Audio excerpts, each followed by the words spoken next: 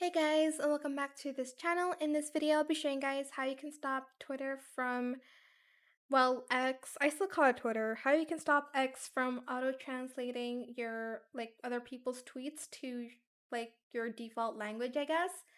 So select the tweet, and you're just going to press, there's the, gear icon here. It says automatic translation. It says automatically translate Japanese, and you're just going to turn that off.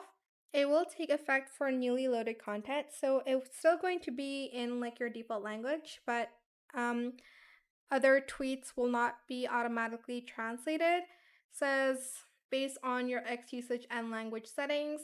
So I did just enable it anyways because I don't want I have to then automatically manually do this every single time there's another tweet in a different language, for instance in Spanish or in Korean or etc.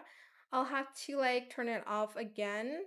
You can put it in your languages that you don't want this language to be translated. For instance, I just have English and Indonesian. Two of those languages aren't translated.